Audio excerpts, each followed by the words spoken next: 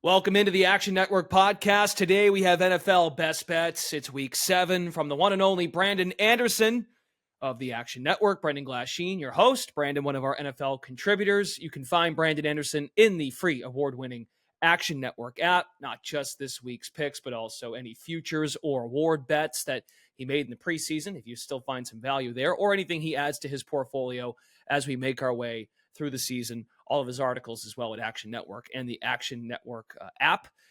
In the green again last week, Brandon, good stuff. Without further ado, let's work our way into the best bets. You have 5 best bets. We're going to do a Propapalooza lightning round as well, so stay tuned for that. And then we'll do a look ahead to week 8, where Brandon looks at something now that he has identified for next week that he likes now. Your first pick, something you looked at last week in one of your additional bets, a first half team total for one particular offense that's been clicking. Yeah, in our first section here, a lot of repeat sort of angles here that I want to talk through again. So this is one we talked about. Give me the Commanders, first half team total over 15.5 against the Panthers, 16.5 if you need it. Get the 15.5 at one book out there. We played this exact angle last week against Carolina. With Atlanta, we hit it. So we're just going back to it again. We teased this on the Sunday night recap. Panthers so far, they had the one Andy Dalton kitchen sink game, right? They're up 21-7 at the half in that game. Throw that game out, and otherwise, this defense has allowed at least 3 touchdowns in the first half of every other game this season. Average halftime score outside of that one is 24-9 at the half. They're allowing almost 34 points a game on the season. Somehow playing Washington. Carolina is the worst defense in this game. That speaks for itself. No Shaq Thompson, no Derek Brown, just not a lot there. Washington's offense, I do think they're due for some regression. We talked about that in the NFC rankings article on the Tuesday episode. I don't think it's going to happen here. Not against this Carolina defense. Brian Robinson is back and should run plenty here. And also, Washington's defense being bad, that's great, actually. Go ahead, give up a touchdown, give my offense the ball back. I just want some points here. So, minus 8.5 on the Washington line. I'll probably stay away from that. There's a lot of actual kind of team agnostic trends that like Carolina here. Carolina and Miami are the 2 ugly, ugly dogs if you want to think about just a play the spot team this week. But I just like the Washington points here. For context, last week with Atlanta, we talked about if you don't get this one, you can do the over 1.5 touchdowns. Washington, if you look at that bet, over 1.5 touchdowns in the first half is minus 182. So books are pretty much telling us they're going to get at least 2 touchdowns. That's 14. We only need another field goal and we go over. So highest total of the week, 60.5, 2 touchdowns and a field goal. I think we probably just get 3 touchdowns like every other opponent has. So over the first half total, 15.5, 16.5 if you need it for the Commanders. Okay, very good. Pretty self-explanatory, going back to that same angle against Carolina in the first half. Much better team in the second half of games, as we've come to find out. Let's go to pick 2. This one's interesting, a second half look. Yeah, I'm going to play the Packers second half line against the Texans. So let me talk about why I like the Packers first and then why just the second half. So overall, if you've been listening along this season, you know I like the Packers. I'm not a big believer in the Texans. So this is just a good chance to kind of plant my flag on both of those spots there. I think by the metrics, this is pretty even. I think we got strength on strength, Green Bay's offense and Houston's defense. The other side of the ball, a little more unknown. I'm not sure about Green Bay's defense yet. There's some question marks there. Houston's offense, pretty bad on early downs, to be honest. There's a lot of over-reliance on C.J. Stroud making the plays late downs. That's where Green Bay's defense has been pretty good so far. So I think they can hold up there. Houston's defense brings a lot of pressure. Jordan Love's typically pretty good under pressure. I think they can get some explosives there. Texans have some really important injuries here, too, that I think are not being totally priced in. Nico Collins is a huge loss at receiver. Both linebackers might be out here for Houston. That's tough. Laramie Tunsil, the stud left tackle, might be out. Even if those guys play, I don't know if they make it through the game. So that's why I like Green Bay here. Matt LaFleur, 24-12 ATS lifetime against teams above 500. So wins, covers 2 out of 3 there.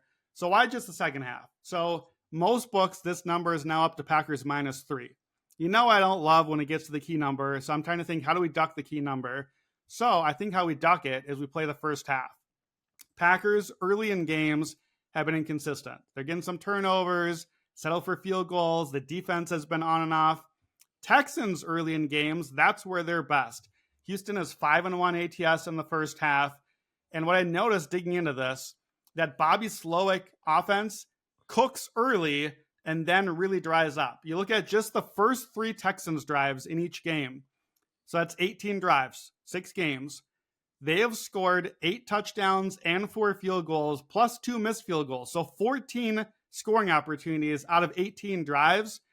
That's scoring on 25% of Houston's drive for the season. Just those first 3 each game, they've scored 47% of their points for the season. So half of their points are coming on those first 3 drives, and then it goes away. So why do I want to bet the Packers -3 when I think that they might just trail early on? You could live bet if you want. I can't tell you how to live bet right now as my pick. So Packers first or second half -1.5. It is a +120, so we get a little boost on the juice there. And I love my escalators.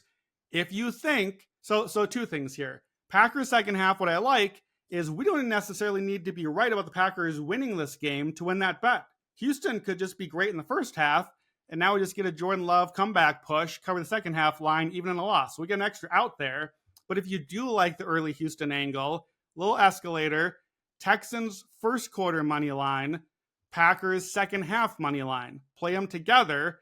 It's a negative correlation, so we get a little boost there. It's +390. So I'll put a little bit on that as well. So it's the second half angle, but adding in that Houston first quarter angle. But the main bet here is Packers second half -1.5. Okay. Texans money line first quarter and parlaying that with your second half look. Very Exactly. good. Okay. All right. Excellent. Also, I don't have the Action Network luck rankings up in front of me, but I would imagine the Texans are high. They are. Yeah, they were number 1 before last week. I'm not sure if they're still number 1, but they're up there.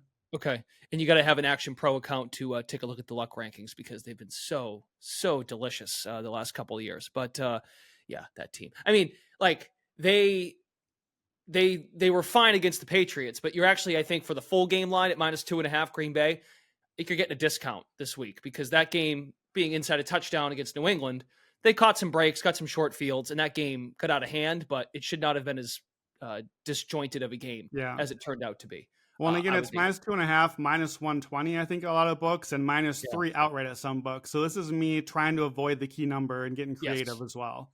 Okay, very good. Your next pick features Sunday Night Football. We did some chatter about this when you did the hot read in the Sunday night recap for Week 6. Green Bay.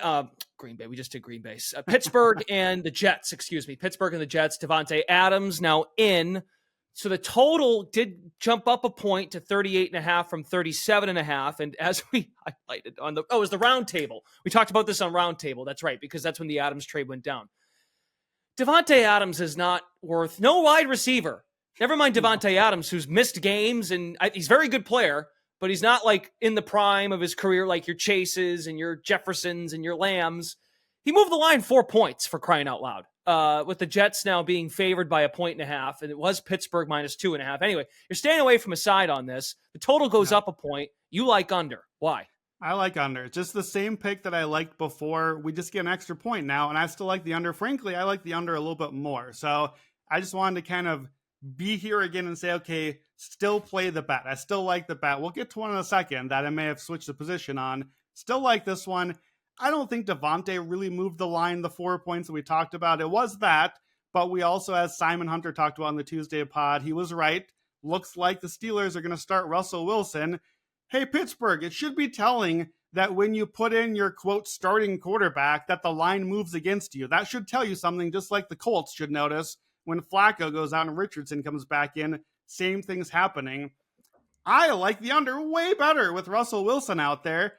He is the longest time to throw in the league, and the Pittsburgh offensive line is banged up, and I think that also is why the line moved toward the Jets. Rookie center Zach Frazier has been awesome for them. He might be out in this one. They're missing a couple of guys potentially there. So now you have a rough offensive line with the guy who takes longer to throw than anyone in the league, even longer than Justin Fields in Russell Wilson, with no chemistry, hasn't played with these guys, didn't look in the preseason, hasn't been in practice.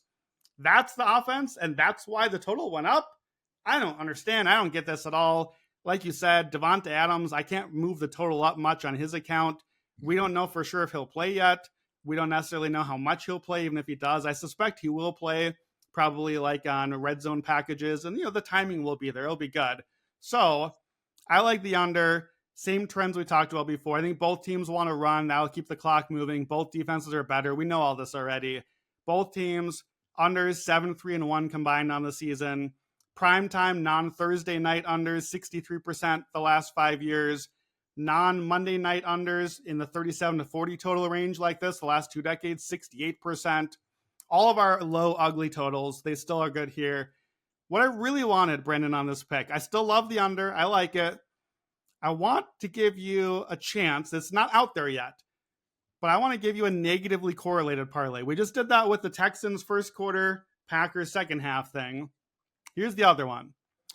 Davante Adams is going to catch a touchdown this week. Come on. Davante Adams is catching a touchdown in the debut from Aaron Rodgers. There's no odds yet because we don't know if he's playing.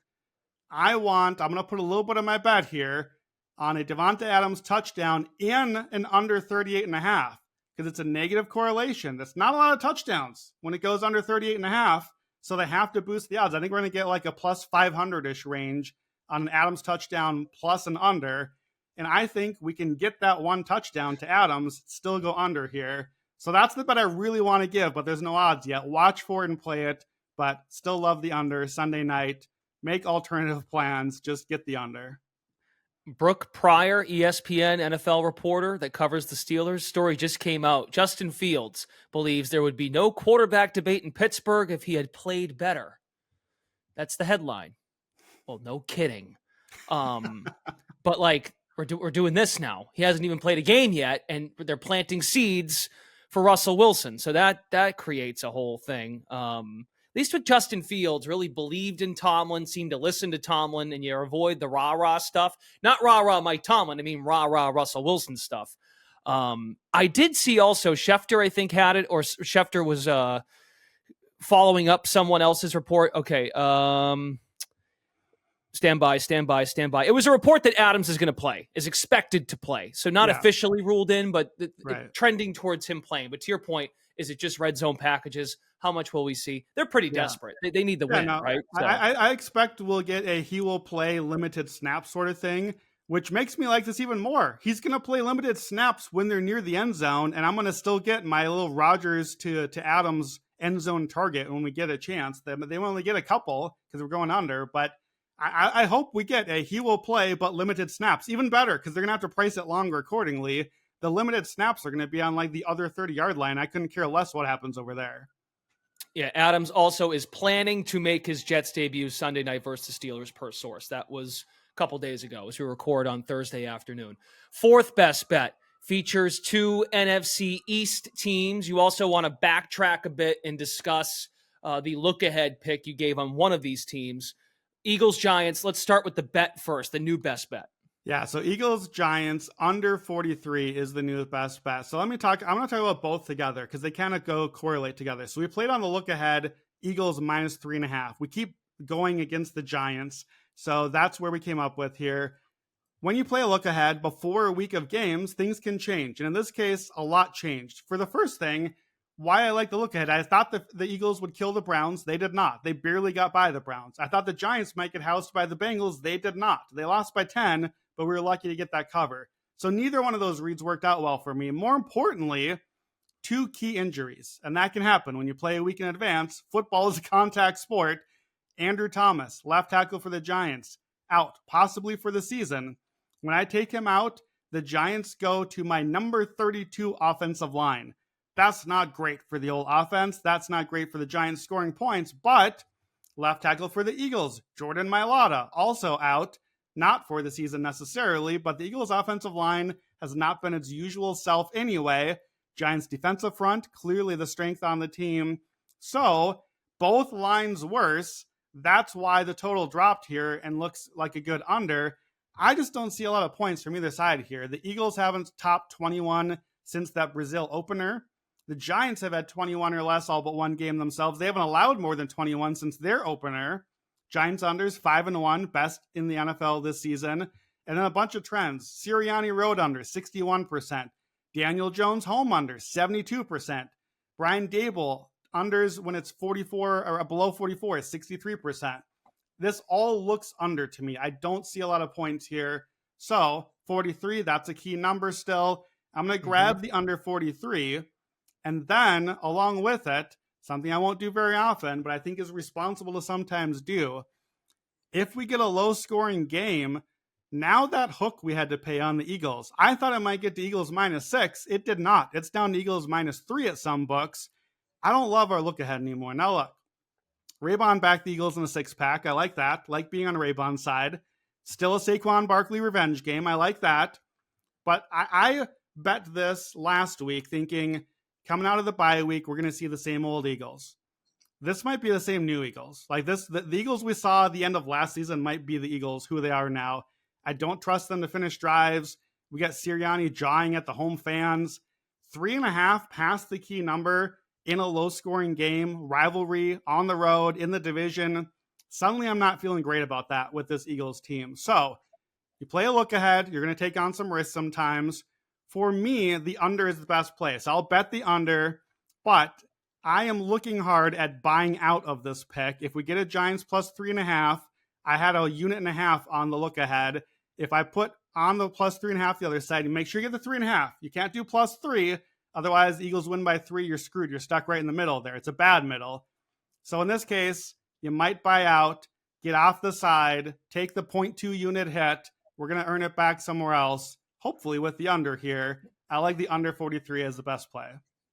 Okay, good explanation. Good teaching moment too. That if we think we have to come out of a side, especially a look ahead situation, we make adjustments. We react to news and we process, and we have to make adjustments as needed. So you're being honest, which is important too. That's part of the whole deal when it comes to best bets and NFL, especially in a weekly podcast. So good stuff. By the way, our producer David has chimed in. Devontae Adams is available for an anytime touchdown at DraftKings at +160. Parlay that with the under. I don't know exactly what odds you get on that, but yeah, my guess was a 150 to 175 range. So I think that should give you like a +4 to 500 range on the same game. That would be my guess playing around with some of the numbers. Okay, there you go. So Devontae Adams touchdown market is out at DraftKings +160.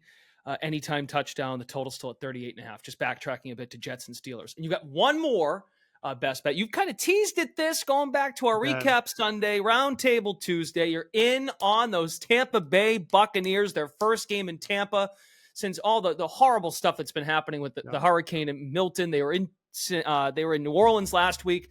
They're home Monday night hosting Baltimore. You like a lot of flavor here on the Bucs side. I do, and I'm going to go a little briefer here because we're going to come back and talk about this on Sunday night. We'll give you a little bit more there. But I'm just in on a Bucs escalator. I'm taking the Bucs +3.5.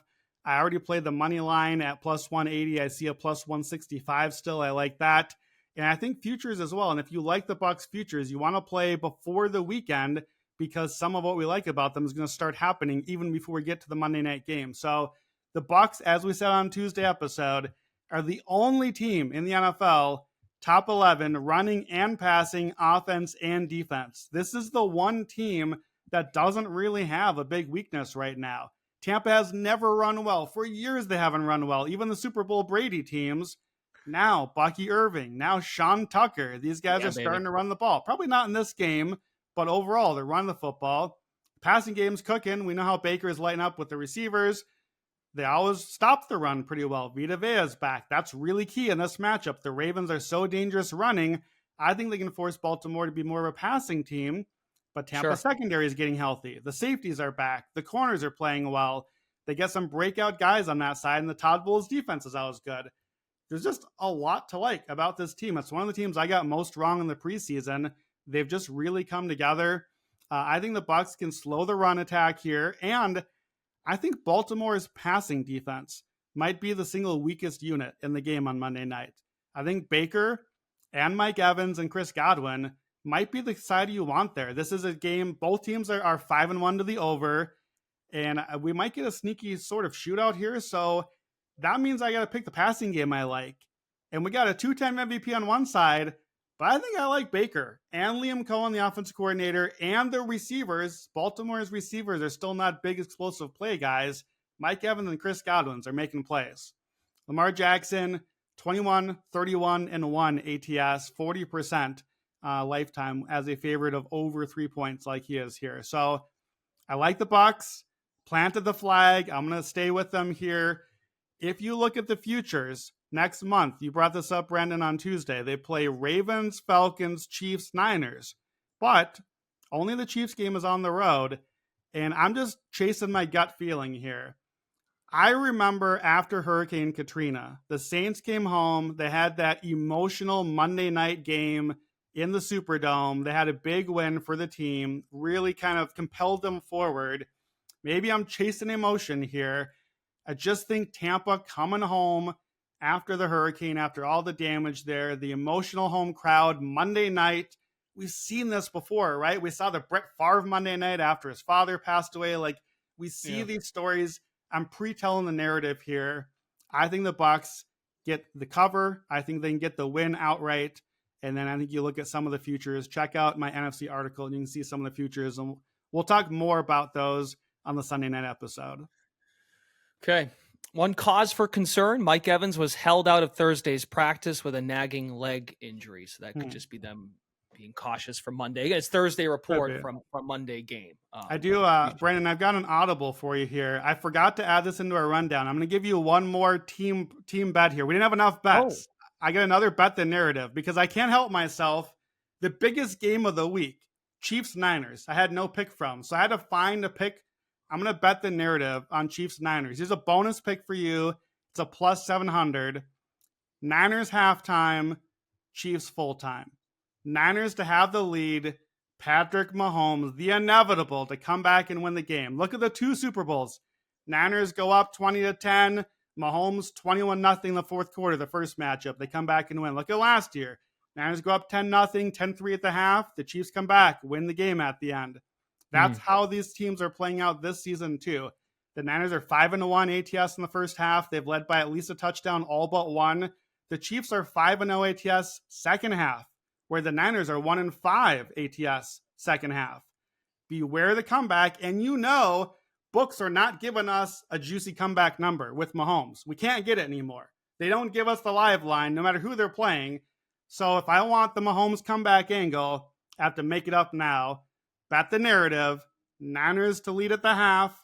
Chiefs to win outright. 7-1 at DraftKings. A little bonus pick for you on our rundown.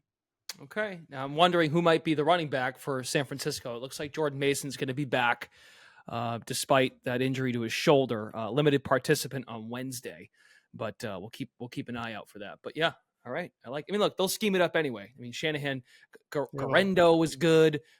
Taylor was just fine. I mean, I think Shanahan, in my opinion, like looks forward to that stuff. Like I've never heard of Garendo in my life till he's ripping off like a 50-yard run to seal the game the other day. Yeah. But point being is he's a genius. He'll find a way, but then he might crumble in the second half because he can't help himself. It's Shanahan. He does what he does. Super quick. We'll try to be super quick here so we have some time for your look ahead. Propapalooza starting in London Sunday morning. Patriots Jaguars. What's the look here? Yeah, your guy, Drake May. Give me the 2 passing touchdowns, plus 255. May morning. Yeah, Sunday morning in London against the Jaguars. And against the Jaguars is the key here. The one thing we know about this game, number 32 DVOA defensive for Jacksonville, number 32 against the pass. They have allowed the most fantasy points to opposing quarterbacks. If you play fantasy, you know this already about Jacksonville. Last 4 games, that pass defense has allowed 2 passing touchdowns every game, 3 passing touchdowns all but one of the games. They're not pressuring the quarterback. They rank 30th there. Drake May, when he had a clean pocket last week, 162 yards and 3 touchdowns. When he had a little bit of time behind the bad line, he is making throws. I like the ball placement. I like him here. We get this in a negative script, even if we're behind like they were last week. You can still chuck a couple touchdowns late, 2 passing touchdowns, plus 255. Love it. Love it. Some stuff going on maybe with the knee this week. Local media was then kind of shot down by Rappaport and national folks.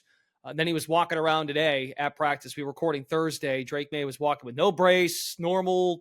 So make with that what you will. But if he's on the flight to London, I think he's playing. If he was shaken up, they're probably not sending him.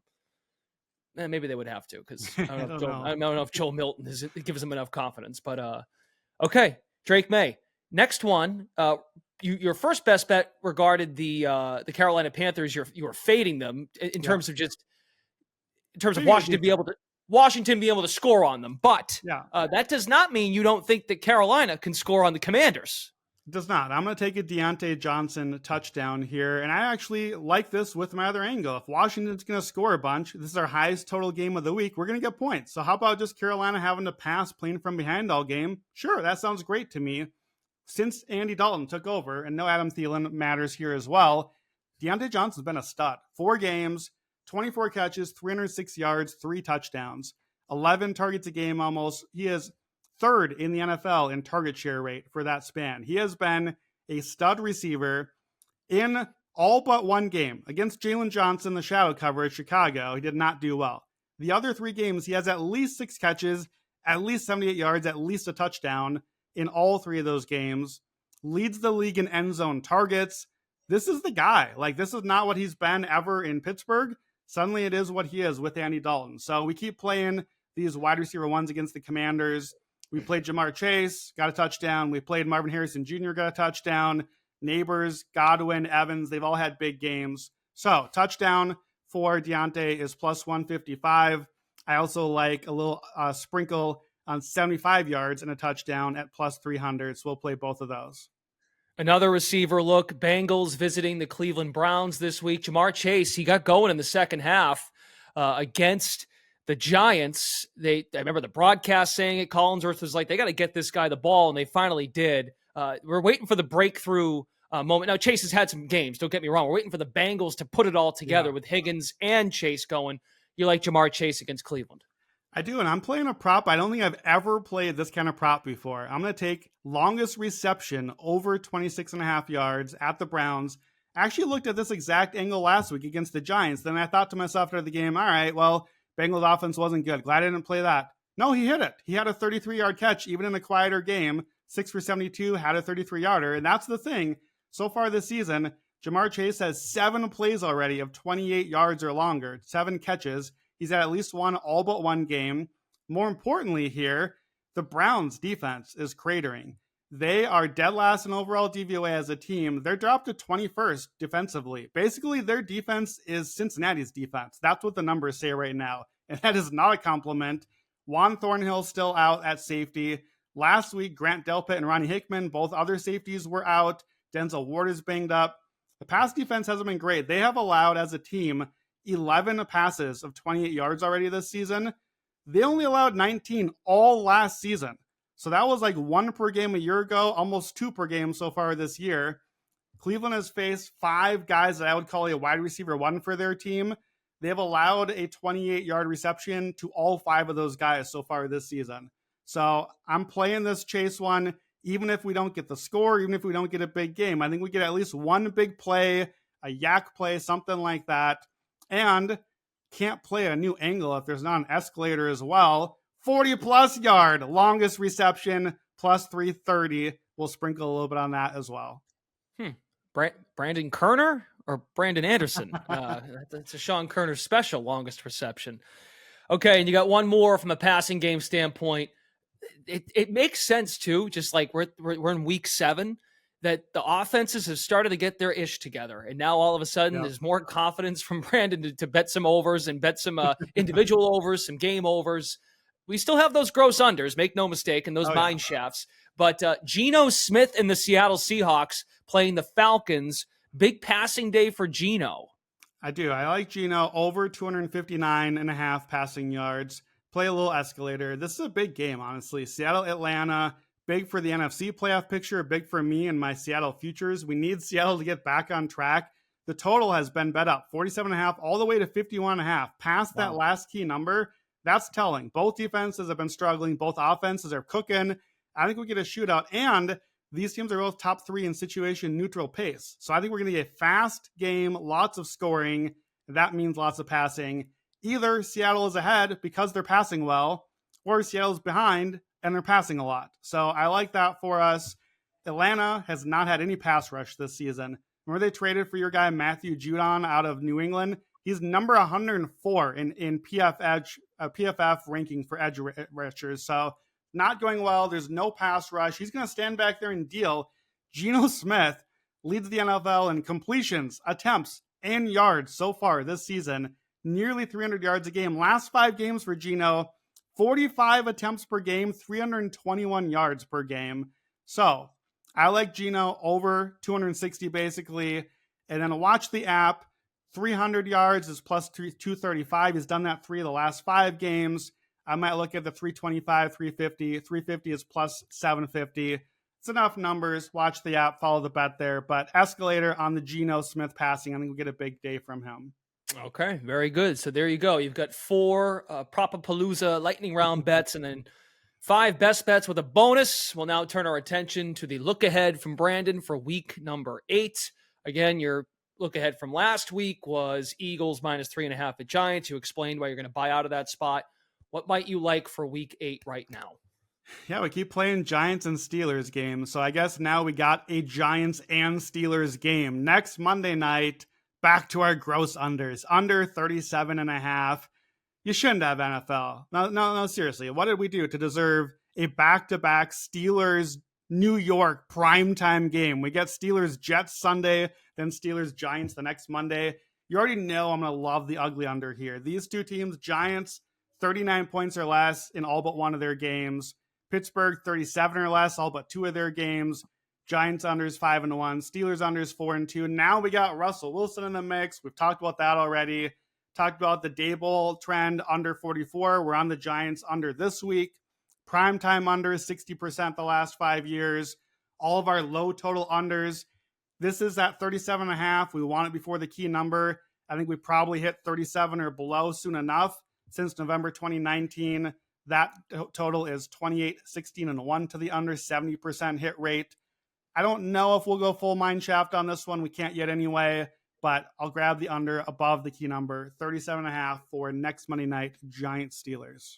All right. Excellent work, Brandon Anderson. Find him in the Action Network app to follow his picks, especially some of those angles he gave out regarding first half, second half, and also some of these escalators. Very important.